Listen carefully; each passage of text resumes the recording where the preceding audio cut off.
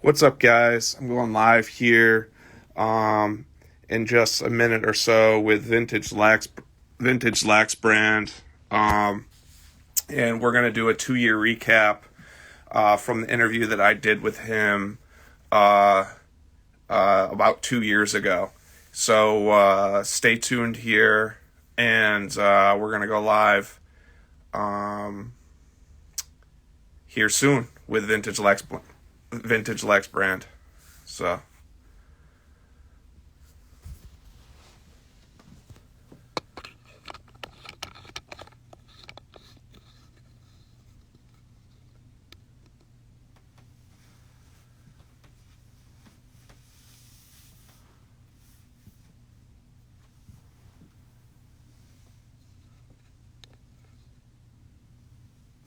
All right, just waiting for him to join. Whenever you want to join.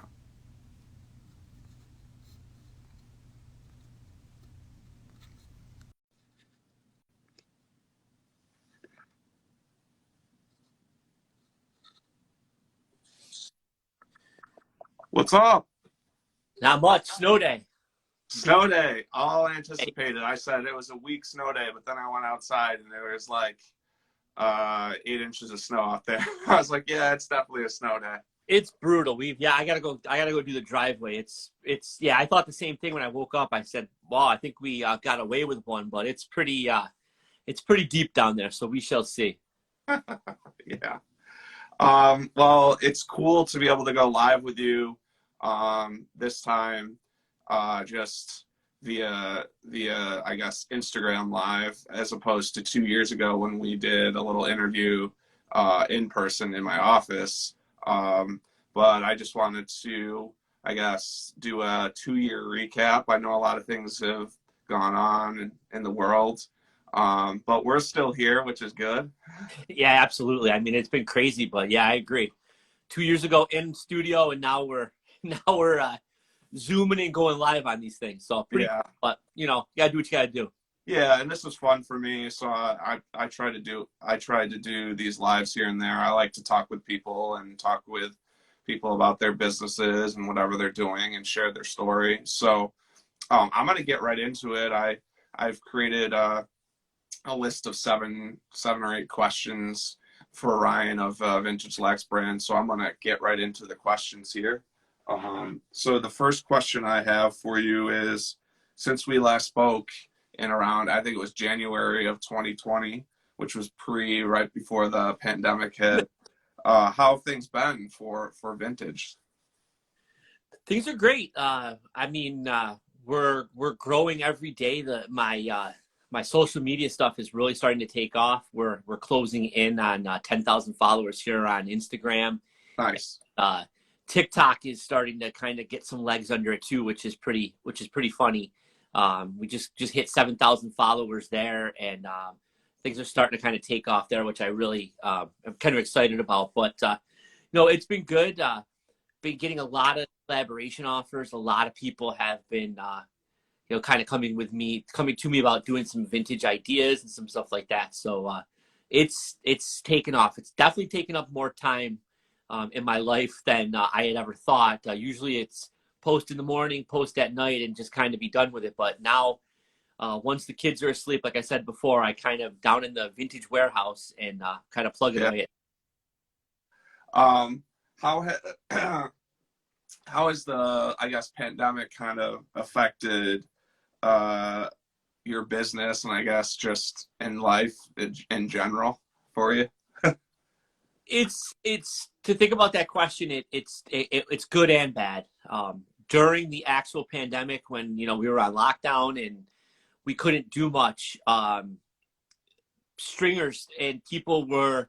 I went through this boom where I was selling lacrosse heads left and right, and at the time I couldn't figure it out. And then I started to talk to people, and what was happening were people were in their houses and they had time now to string a head or to do stuff. So heads were flying out the door left and right. And it was funny. I go to the post office down here in Warner's, and the lady was cracking up. She's like, "I see you like 3-4 times a week," and I'm like, "The business is great for me right now in terms of that." The bad aspect was I couldn't travel, couldn't go anywhere, do anything. And, there's a couple times where people had stuff for me and just, we didn't know back then. I did a couple of picks. I did a couple of pandemic picks, as I call them, where I would pull up, I'd open up my trunk, and we'd have masks on because we didn't know. And Yeah. people would put something in, and I would either Venmo or PayPal them, and we'd be like, bye, and out we went. But usually when I do a pick, there's a story behind it, or I spend 10 or 15 minutes with someone telling me like, oh, I got this from my brother, or I found this. And there just wasn't that, but it was, I'm thankful I was able to grab some pieces out while I could. So it was good and bad. Yeah, I think just like you said, there was a lot of positives and negatives that came out of it. I try to look at the positives. I think, from an internet standpoint, everyone was on there. So if you weren't on the internet doing business, you probably went under. But I think there's just so much potential and possibility with the internet, as you've seen and grown vintage, with just connecting with people all over, not only just our area, but all over the country, all over the world. So I think, you kind of had to go into a mode of, all right, I got to focus everything on the internet. But it was just different. Obviously, not as many, face-to-face connections for a while. And that was okay, especially for me. I think I was so used to doing stuff on the internet that I was just like, I'm just going to keep doing what I'm doing. And luckily I was, able to keep going. But yeah, let me pull up the third question here I have for you. What have, in the last couple of years, what have been some of your like greatest pickups that you've found on the internet, or even, I know you've been kind of back out in flea markets and things. What have been some of your greatest pickups?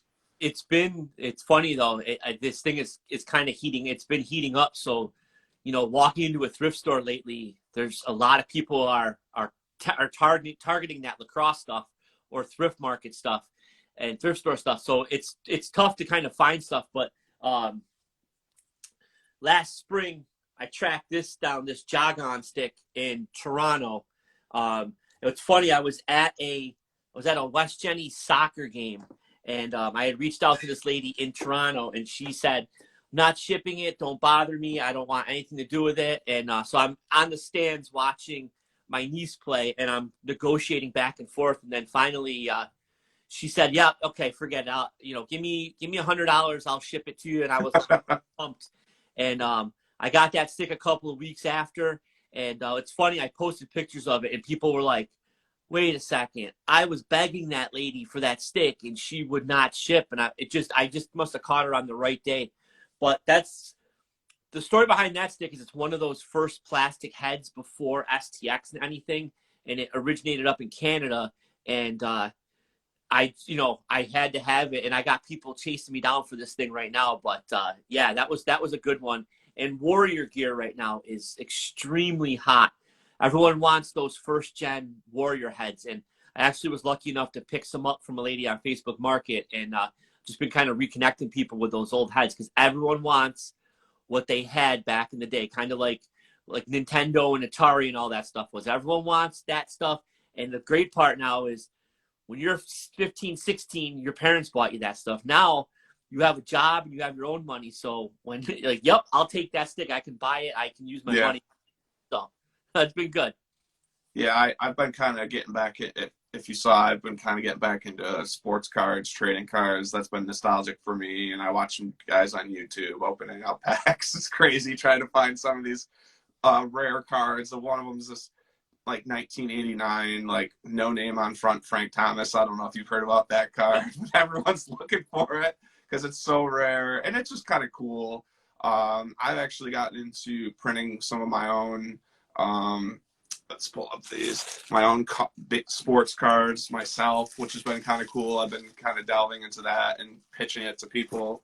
So yeah, I've did this card for a kid down in Florida, and I did them like a one of like 20, and on the back of them you can actually he could actually get them signed, so like they're kind of like a cool, something kind of cool. I actually signed this one, but he's gonna send them a few back to me.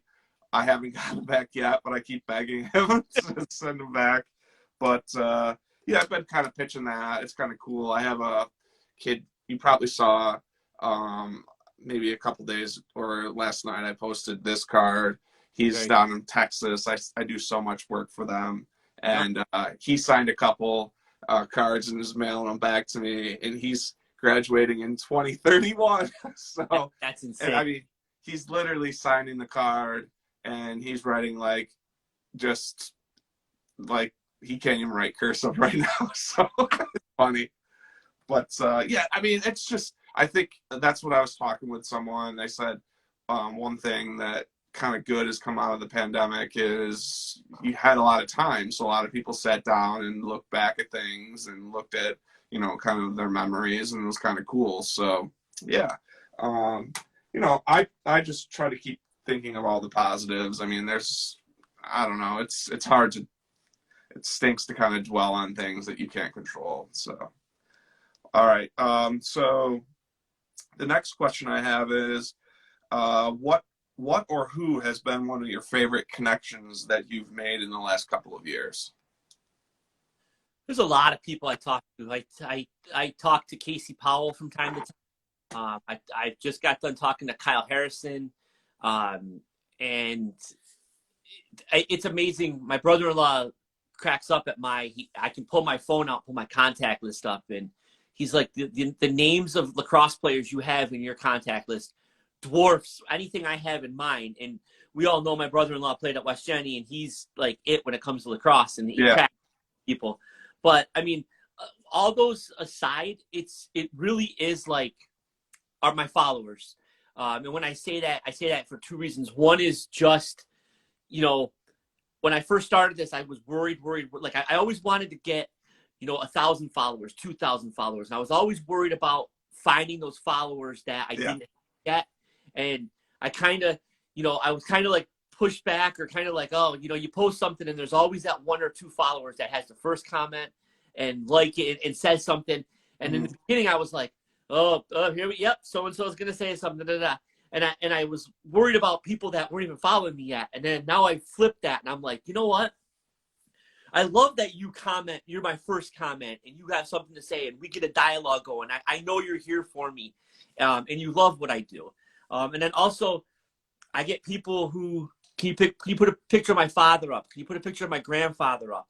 Can you put a picture of my team up from 1970? And these guys are in offices, or they're at home, in tears, or just love. Like they're like, I stared at this picture every day. A guy shared with me he had issues with his back. He had back surgery, so he said the morning and the afternoon I live off watching your posts or seeing what's going on to get me through. And like, I get so humbled by that. Like I can put a picture up and people they resonate with it. I do the same thing when I see 80s.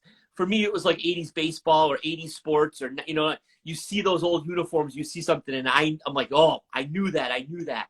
And for these guys, it's seeing those old lacrosse uniforms, or the gloves, or even the fields. Like that's been a big thing too. Like I loved when I put a picture up of a chewed up grass field, and they all my followers were like, that's how lacrosse is played. Look at there's a patch of grass missing there. The gold crease is all disgusting. And you didn't know what was coming, and you played in the rain, and I mean, I love reading that stuff, man. It's just the best. So, my followers are kind of where it's at with all this. Yeah, I think we were talking for multiple years, and you were always trying to get the, PLL or the MLL or Paul Rabel, and you're just like, he's not giving me any love, and it's just like, dude, you just gotta keep doing what you're doing, and yeah, just. I think you realize it, like zoom back and look at the people that actually care. And there's thousands upon thousands of those guys that are relating to vintage. Like that's their nostalgic connection. Yep. Same with me with baseball. It's like the kids don't know these days. Like even back when I was at West Jenny in around 2004, or, between 2001, 2004, a lot of kids don't realize that turf field was actually, there was a baseball field there. And we played our JV the JV team played on that field. And I mean, I remember practices literally some pumping out water just so we could play a games, and we literally didn't even practice. And those are some of my best memories. Like I see guys and I'll be like, we'll reminisce about that stuff, and it's not even about the wins or losses almost. It's just about the connections that you made over the years. So yeah, you're right on top of it. It's great that you brought that up, because if you think about it, when you go through these magazines and stuff, there's one person wins a title.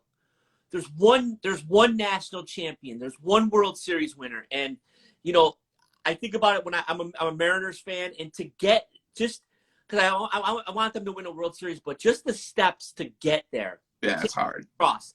Just to, you know, win your division, get into the Final Four, win and go. And what I'm noticing is, yeah, like those national championship pictures are great, but there's a 5-5 team out there loving life, telling me about a bus trip they took. There's a team that, you know, they got knocked out in the first round, and they're like, dude, they're telling me a story about going to McDonald's and how great that was. And just like you said, oh, we had to clear the field before we could even play. We were picking up bottle caps and glass off the field so we could play.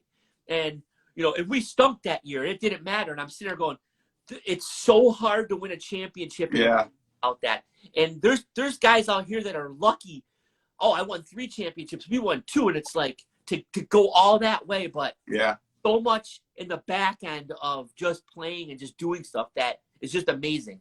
Yeah, you take it for granted. I mean, I went to RIT. I'll pull this out.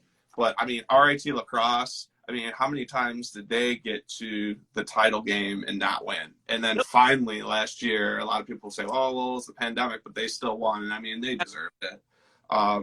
So we actually at RIT, when I played baseball, we actually won an ECAC championship, which I would consider more, you know, it was pre-NCAAs, but we actually won, and we beat Oneonta, who had a couple guys that went on to at least get some pro contracts. And it was, I mean, to be able to win at least one, I mean, talk to a Bills fan.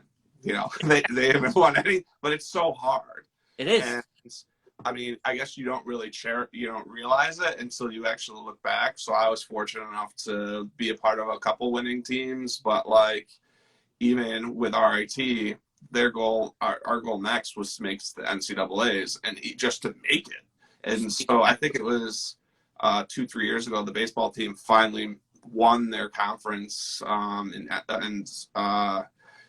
and they beat like Clarkson or whatever and made it to the NCAAs. They had a couple kids that could mash. I think they went like 35-4 that season or something crazy. But yeah, it's just whether you win or lose. I think ultimately it's about the guys that you know, or your teammates, you know, whoever you connected with. And it's the memories. I even look back at like Little League and stuff and say those were some of my best, like Babe Ruth League and some of the other leagues. Just, you know, it's just crazy. So, but yeah, I'll continue here as we reminisce. So the next question I have for you is, you have an item, and I guess that I asked for you to pull out of your collection. Yep. What item did you pull out, and what's the story behind it? So again, from Canada, I pulled out the switch shooter here.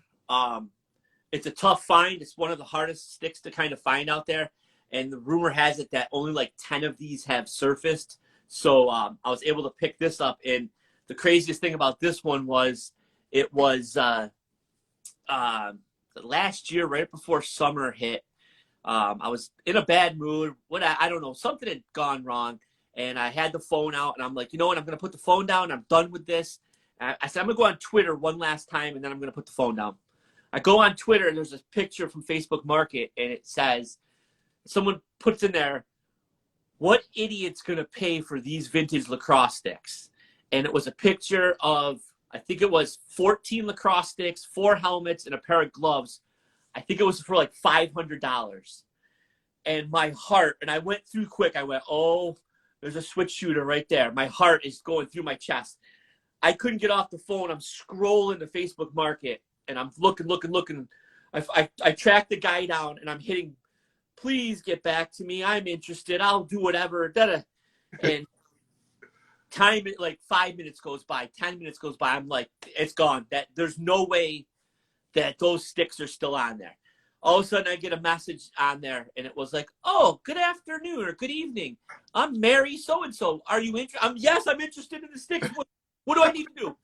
Well, you need to talk to my husband. He's busy. Can you call in a half an hour?" I said, "Yes. Here's my phone number. I will call you in a half an hour." So I'm pacing the house. I remember it's like 7:05. I'm like at 7:35. I'm calling. As soon as I'm not even gonna wait. Pace. Boom. 7:35. I call. Answering machine. I go, yep, someone got to him. Throw the phone down. 2 minutes later, a guy calls. Oh, hey, this is Mr. Oh, are you? Yes, I'm interested in the sticks. What do I? Yeah, yeah, sure. I'm like, listen, can you ship? Well, I'm gonna have. Yes, charge me for the shipping. Yes, I'm good. Yes. Oh, yeah, sure.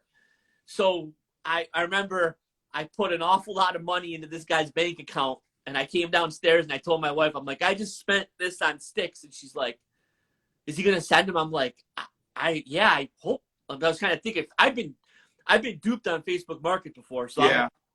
oh man, I'm like sick to my stomach. And 3 days later, he sends me a shipping slip. Yep, they're on the way or whatever. The box was so heavy that my post office, the lady couldn't carry the box to the front door. So I had a letter saying you have to pick these sticks up. Yeah. And that was a Monday. I couldn't get to the post office till Saturday morning. So I'm like, I almost took a day off from school. I'm like, I'm trying to go get this box. But yeah, I finally got everything and I broke it down. And it was funny on TikTok. I think when I opened up the box, it was like a 200,000 view video of me pulling these sticks out. And I got some great stuff from this guy, and I just was happy that he shipped for me and did all this stuff. And all the sticks, I think one stick I sold, someone needed it for their collection, but everything else is still intact. He sent me a Loyola helmet, and I keep saying I'm holding on to this stuff because I think what I'd like to do eventually is vend and have this stuff with me. But that was huge, and to add the switch shooter into the collection is a pretty good piece. And is that a Canadian-made head or whatever, or? Yes, it's funny. The two best sticks I have are the two rarest sticks. These are from Canada, and it's unbelievable. And that's the funny thing with the pandemic is the board. I can't get over the border, and That's right. You go on Facebook Market. I could spend 48 hours on Facebook Market and just drive around Ontario, and the amount of sticks and stuff that are for sale up there is unbelievable. But yeah, I got lucky with those two, and like I said, those are my sticks. Who made those heads? Is there a company that made those, or do you know? Jagon made this one. I have no clue on the name on that one. And then I'm not sure what. All I know is this goes by the switch shooter or whatever it was, and this was the first one that the head, you could take the head off and put it onto another shaft because back in the day everything was one piece. So the wood sticks, if they broke, you were in trouble, or if you put the head, it was pretty much useless. So this is what kind of sparked everything to, you know what, we could pull this off and put this on another shaft and kind of get use out of it. So do you know when those were started to be created or manufactured? Rumor is these are 50s and 60s, and then this one is roughly right before the 70s or so, late 60s or so, and then STX kind of took the reins and started going with all the plastic heads, and that's my other huge collection here. I'm a big sucker for STX plastic, and I buy those up whenever I can, and I got a pretty good stash of those. Now, do you know, is there like a lacrosse museum, like an official museum, almost like the Baseball Hall of Fame out there, or no? There is a, I believe it's in Maryland. I heard there is a Lacrosse Hall of Fame, and I from what I've talked to people, because someone was good friends with some of the owners down there, whoever runs it, and said to get in touch with me. I don't think that they have the sticks up there. They don't have a room full of sticks. Like you go to Cooperstown, and you're gonna see Babe Ruth's bat. You're gonna see Griffey Jr.'s bat. There's bats everywhere. Yeah. The room where you put gloves on, you can get your hand on the ball and stuff. I don't think they have a room similar to that. And they were telling me you should loan your stuff down there, or you should, and I said, I'd love to do that. I'd love to have some Yeah. stuff. Hell, I'd even donate some stuff there to Yeah. have something in the Hall of Fame down there. That's pretty cool. So I'm surprised we don't have a Hall of Fame up here, knowing how lacrosse is so big. Like, why is it in Maryland? That makes no sense. I've heard this as well. The owner of Tama Lacrosse, they were out in the mall there. Now they're over in Heckinger's. Mhm. I call it Heckinger's Plaza. That's Yeah. how they have a place there. The owner of Tama has, I think he's one of the top 3 or 4 people in the country in terms of lacrosse stick collection. And I had heard that he wanted to start a museum here in Syracuse. He was going to put his sticks somewhere for people to check out and to kind of have a collection and have kind of people to go through and see. But his collection, and he's got some stuff that is kind of hard to find and just kind of see. She's trying to get one of my box sticks into that collection, but I've been kind of reluctant on selling of that one. Have you ever sold them anything or no? Yes, I sold them. I had a couple of woodies that I sold him. I'm not a big, when it comes to the woodies, it's not my thing. And we actually made a deal. He sent me over a couple of plastic heads, some Pattersons and some things like that I could use. But yeah, whenever I get wood stuff in, unless it's from Elfie, I pretty much put those up for sale. And I'm all about the plastic stuff. Yeah, I mean, I think it'd be cool to see a lacrosse museum or some kind of showcase up here,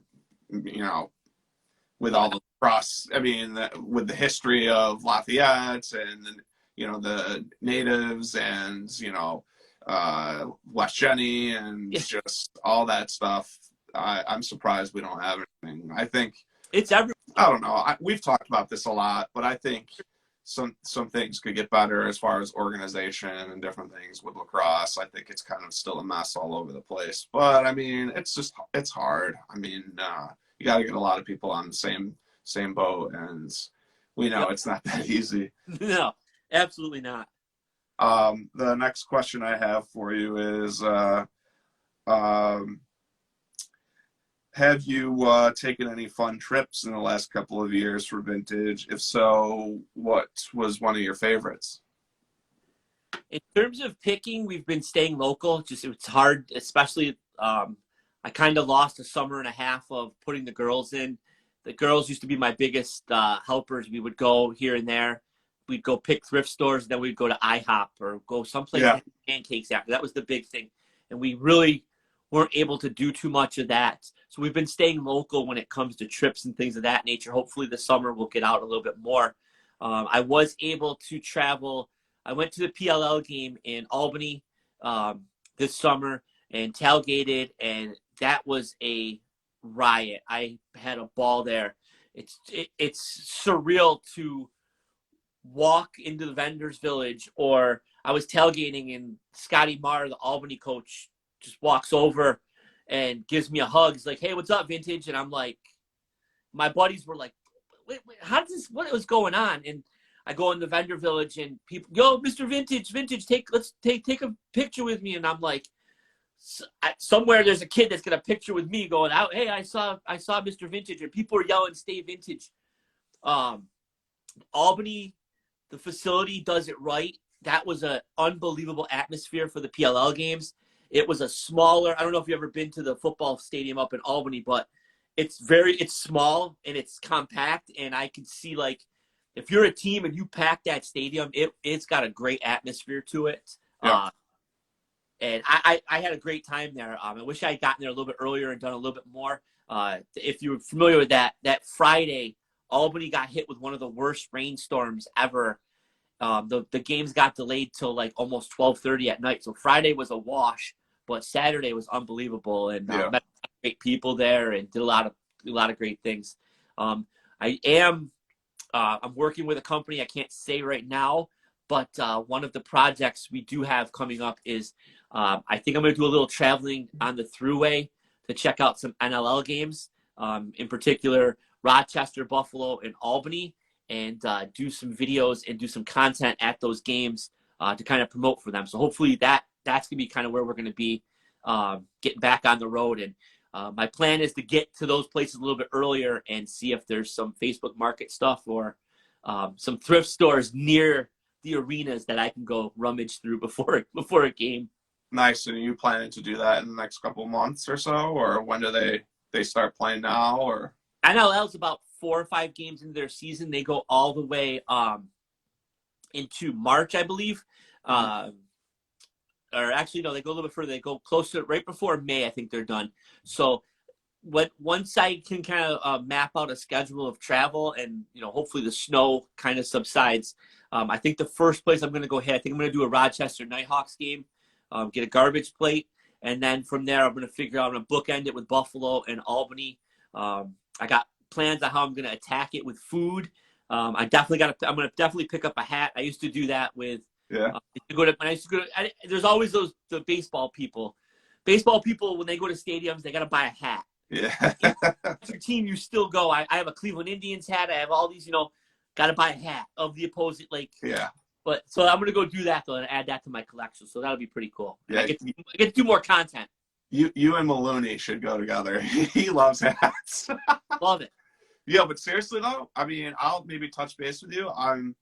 Maybe I'd be interested in coming with you to like a Rattlers game and getting a garbage plate with you. I mean, if it's possible, I'd love to go check out that. I've never been to a box game, so just be prepared. I'll tell you, the garbage plate thing it will upset everybody in your feed.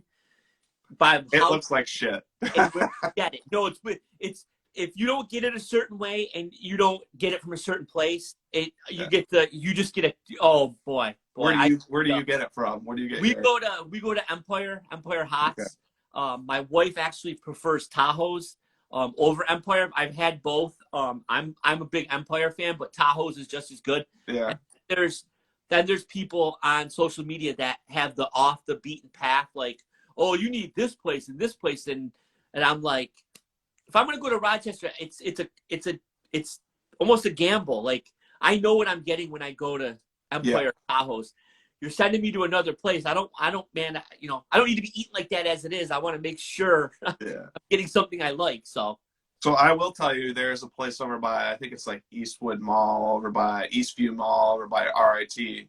I'd never been there, but a couple of my teammates loved garbage plates when I played baseball at RIT.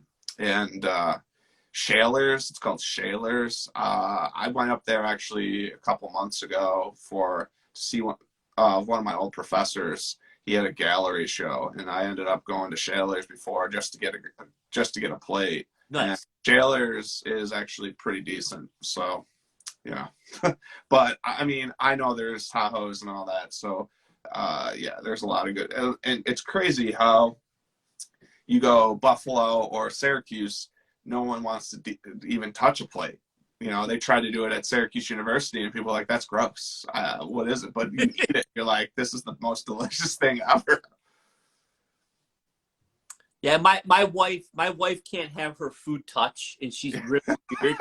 But that breaks all rules. And because the first time I got one with her, I'm over there, I'm like, oh, she's not. And she's like, this is the best thing ever. And I'm like, wait a second, you have all these food rules, but that is off. And I mean, that's why we're together like that. I love sitting down and having a plate with her. Yeah. And I'll finish it off here with the last question I have for you is, after the past 2 years, where do you foresee Vintage going? What do you think, where do you kind of foresee Vintage going, and what would you like to do in maybe the next couple of years based off of that? And it's funny, and we touched upon this earlier in the interview here.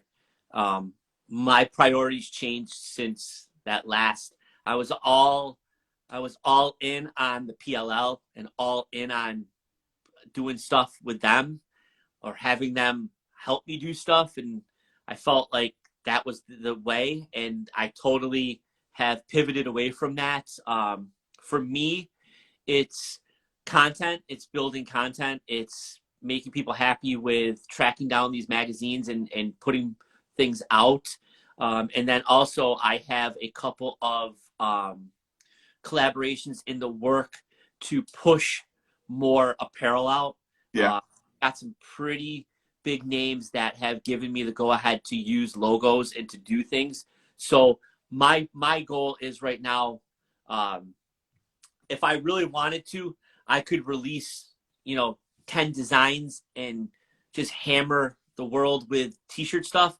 My plan is to take things very, very slow, take logos, put them out there, put apparel out there. I got a bunch of hats coming and just kind of push that. And slow and steady has been everything to me from day one. I don't think there's any reason to change from it or to kind of worry about anything else. I think I have a good formula with things, and it's just doing what I do, and back to the whole thing like you do. It's just grinding. It's putting in the work, finding stuff, putting things out for people, interacting, and just growing slowly. That day of someone, in my head, it used to be I'm waiting for someone to, buy me out or offer me $1 million. And why I ever thought that in the past is crazy. But now I don't need it. I sell a shirt here, I sell a hat here, and I make content, and that's kind of what I'm going to keep doing. I got 8 or 9 years, 10 years till retirement from teaching, and I can't give that up. Well, I'm in the last leg of that race, so Yeah. I'm going to continue to teach and do this on the side. And if everything is good to go and we're still rolling at retirement, then maybe I buy a Winnebago and I pack everything in and I drive around and pick and do all that stuff while my wife stays home and has to work because she can't retire yet. So might be a good thing. I'll be out of her hair. So two things that I am waiting for is, one, hopefully you can get those Camillus Middle School vintage helmets from Burns. Come on, Burns. Let him see those helmets. Come on.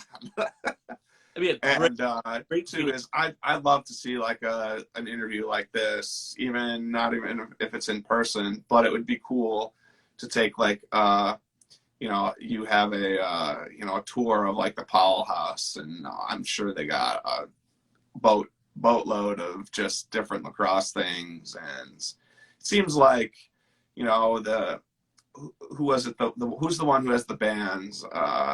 Mikey. Yep. He was probably is he, would you say, the best out of the Powells or one of the best? Like, I mean, they're all great, but I feel like he did his lacrosse thing, and now he doesn't like to look at it as much. It doesn't seem like it. He just wants to kind of do his music thing and I don't know. It's interesting to look at athletes and, what's life like after the sport. So yeah, I love to. That's funny. I think Mikey. Everyone says Mikey was head and shoulders above, or not head and shoulders, but was the best. But I would love to pick his brain on, like, it's almost like if Mike Trout walked away right now, like, I'm gonna go make candles and sing music, and I'm good. I don't need this. I'm content with building Adirondack chairs and doing stuff. He does his woodworking is unbelievable, and it's just, I'd love to hear, like, he just kind of, he could have stuck around and just grinded it out and did stuff. Who knows? But and it's funny, he's very tight knit when it comes to lacrosse stuff. He was thankful for what he did at Syracuse in the pros, and then kind of just flipped the page and kind of transition into the music and everything else he does. And how crazy is you're good at lacrosse, and then you're putting albums out, you're making candles, and you're like, come on. It's life. I know. I'm sure you probably saw it on Lacrosse All Stars, their Instagram page. They asked, like, who's the Tom Brady or Michael Jordan of lacrosse, and a lot of people are like, there isn't one. And I feel like maybe if he had stuck with it maybe for a little bit longer, he could have been. But still, I mean, even you put like Rabel, but Rabel's retired now, and there's just no one who's dominated the game that I can really, and I don't know lacrosse tons, but someone who's won like 8 championships. Maybe there is, but I just don't know it enough. But it's funny. There's one of the, I can't think of his last name is Spalina, and he played for the Long Island Lizards, and he's one that I'm pretty sure he's up there with 6 or 7 championships. He was one of those guys in the MLL that he jumped to different teams, and then he won a bunch with the Lizards. And John Grant Jr. is another one that kind of comes out. And yeah, and the issue, there's this awful divide, and the PLL does a bad job of this. They come out and they put field lacrosse as what pro lacrosse is. So when Rabel broke John Grant's scoring record last year, it pissed a lot of people off because they're saying you're looking at the NLL and you're looking at box that doesn't exist. It doesn't matter. So John Grant Jr., who has 700 goals for the NLL, that doesn't. You're telling me the scoring record between the MLL and the PLL is what we're going by, and it pissed people off. And I think with that, if you go through that list, it's hard to put someone in with Brady, but those guys are that like championship and just longevity and stuff. But Spalina's he's not a sexy pick when it comes to it, because he was kind of like a journeyman and he didn't put up a lot of goals, but he was one of those guys you wanted on your team. And I think John Grant Jr., he's very underrated. I think he's a bigger player and a bigger story and a great story with everything he's done. And he's a great guy on and off the field. I just feel like they underplay him a little bit. And I think, people recognize him for what he is, but yeah, I think you hit the nail on the head with lacrosse. I mean, they don't have it's just not one season, and you have the box lacrosse, you have outdoor lacrosse. There's not just like MLB where it's one full-on season. So there's a lot of these guys are working side jobs and then going playing in one league and playing the next league. So it's just it's always been never really consistent. So it'll be interesting to see what happens with lacrosse. And I think ultimately they all should if they could, merge or work together, because that's where, I guess the strong point's going to be. But I mean, even look now, the MLB is still on lockdown. They might not even have a season. And these are millionaires fighting with billionaires. So it's so crazy. So, but I appreciate you coming live with me on Instagram on this snow day, and it's just been cool for me to follow your story in the last 3-4 years, or whenever you started this. I mean, I've been following you since you were just making the coffee mugs, the blue mugs, and I enjoy business. Anyone who's in business in any type, and just the story behind it. I think it's important to look at the story and share that story. I think it's important for people to know that. So it's cool for you to be able to come on here, and hopefully I can maybe join you on a couple things, maybe a road trip here or there, or we can still go on that thrift store pick here and there. Definitely. I'll take you on the thrift store tour of Central New York. I got a couple of hidden gems that we can hit, and then if you want to do the Rochester thing one of these days, whether we do it with a lacrosse game, or I'll throw you in with my friends, and we'll take you up to Empire, and we'll get you a garbage plate, and we'll show you how it's done. Okay. Well, I appreciate it, and we'll continue to touch base, via message, and keep doing what you're doing, and hopefully we can link up here soon. Sounds good, man. Thanks for the opportunity. I appreciate it, man. All right. Have a nice rest of your day. You too, man. See you. All right. See you later. All right, guys. That's it for the live. Thanks for coming in. And I'll post this up, and make sure to follow Vintage if you haven't yet. He posts up a lot of vintage lacrosse and current lacrosse, but a lot of old school type lacrosse things from all over the country, if not the world. So tune into that, and thanks for tuning in to this live. Have a great day, everyone.